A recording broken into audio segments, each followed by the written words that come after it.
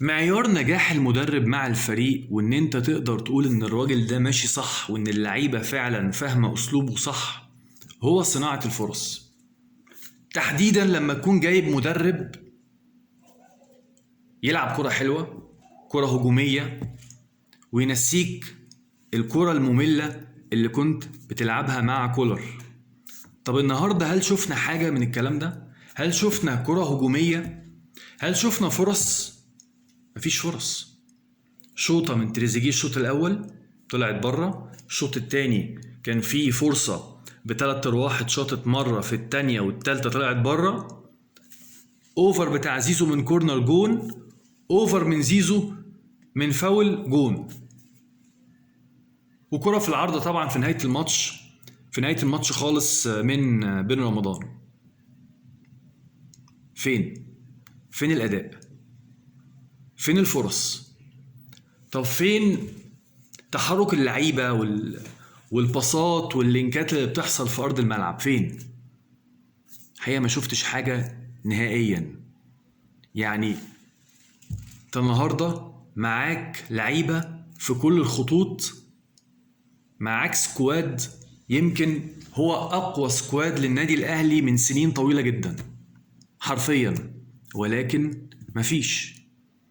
والناس اللي ممكن تلوم على محمد شريف شوية، يا جماعة محمد شريف أصلا ما راحتلوش حاجة أساسا. الراجل ما راحتلوش حاجة علشان نقول والله لا استهتر وضيع، ما راحتلوش حاجة خالص نهائي.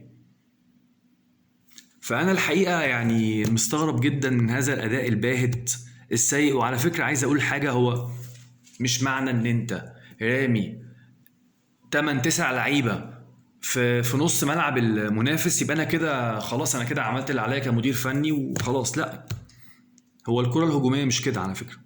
الكرة الهجومية إن أنت تروح بهجمات منظمة، أنماط معينة في الملعب بتتكرر مرة واتنين وتلاتة. النهاردة أنا ما شفتش لا أنماط ولا شفت أي حاجة الحقيقة. أنا شفت مجموعة من الاجتهادات الفردية للعيبة، وشفت واحد راجل قاعد بره، يعني راجل قاعد، يعني الحقيقة هو قاعد بس كده.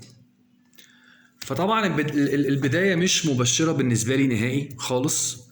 سبق واتكلمنا مع بعض ساعة كاس العالم للأندية وقلت إن أنا يعني مش متفائل، بس قلنا إيه، هنعدي خلاص المرحلة دي مرحلة تحضيرية ومعسكر في تونس وقصة وحكاية وكده، وقلنا هنشوف من ساعة بداية الدوري. أول ماتش بالنسبة لي كده.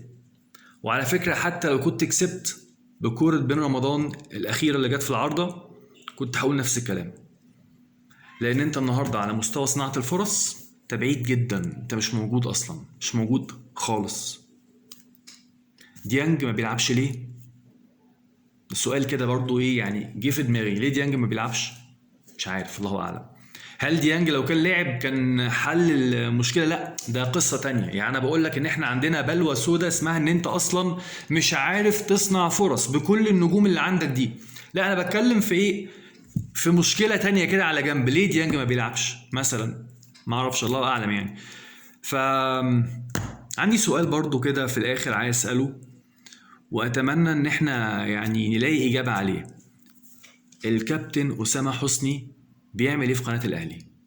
انا السؤال ده والله العظيم في دماغي من الموسم اللي فات يعني، بس انا كنت ايه يعني بقول لا مش مهم خلاص، مش مهم مش هسأل السؤال ده. لكن لا بصراحة يعني النهاردة لما بفتح ولقيته طالع كده في وشي طبعا يعني، انا مش بتكلم على شخص، يعني راجل محترم من كل حاجة، ولكن هو ليه الكابتن أسامة حسني هو مقدم برنامج الاستوديو التحليلي لمباريات الاهلي في قناة الاهلي؟ ليه؟ طبعا اكيد احنا عارفين ليه، بس انا يعني انا بتريق يعني. بس كده، هنشوف اللي هيحصل ان شاء الله، وسلام.